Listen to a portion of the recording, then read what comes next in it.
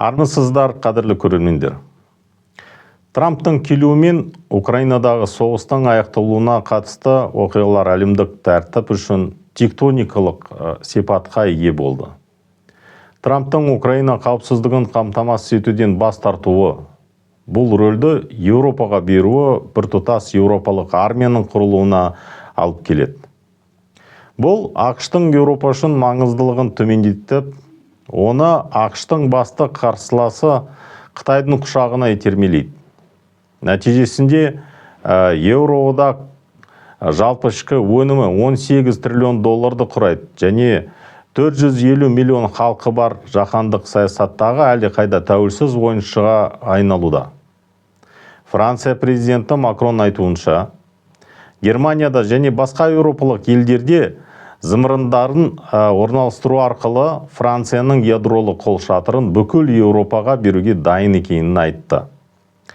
Сонымен бірге ақш сияқты жаһандық көшбасшылыққа ұмтылмай, Еуроодақ Қытаймен ынтымақтастықты белсенді дамытады. Еуродағы мүше елдерінің көпшілігі үшін Қытаймен сауда ақшпен саудан асып түседі. Бұл ақш пен Қытай арасындағы тарифтік соғыс жағдайында үдей түседі. Америка Құрама Штаттарымен тарифтік кедергілерге байланысты Мексика жаһандық оңтүстікке, әсіресе Қытайға көбірек назар аударуға отырып, саудасын тараптандыруды жоспарлап отыр. Қытай қазірдің өзінде Мексиканың екінші ірі сауда серіктесі болып табылады. Сауда көлемі 2024 жылы 100 миллиард доллардан асты. Соңғы 5 жылда Мексика мен Қытай арасындағы тауар айналымы орта есеппен жыл сайын 8% көп өседі.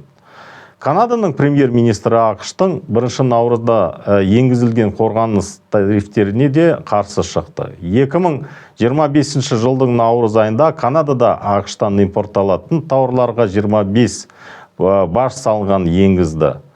Бұл шешім ақш президенті Дональд Трамптың бастамасымен Америка Құрама Штаттарының канадалық тауарларға баж салығын енгізуде жауап болды.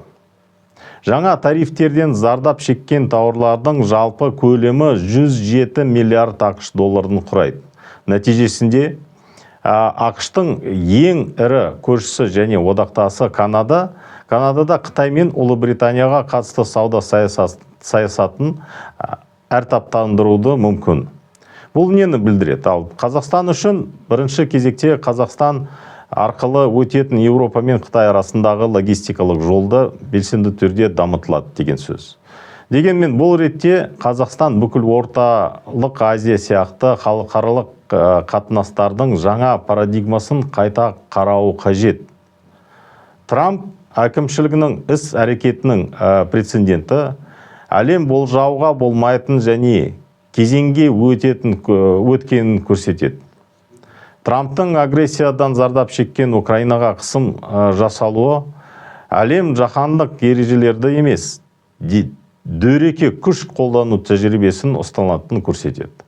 Мұндай жағдайларда әр адам өз үшін, ал шағын елдер үшін әлем аймақтық ұйымдар кезеңіне өтеді.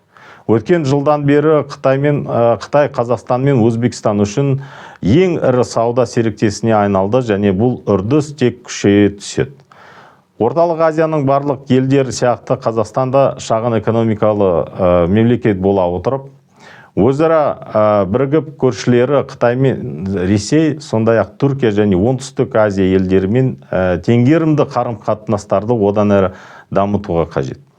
Сізбен C5+ Азия зерттеулер орталығының директоры Қуат Домбай болды. Сау саламат болыңыздар.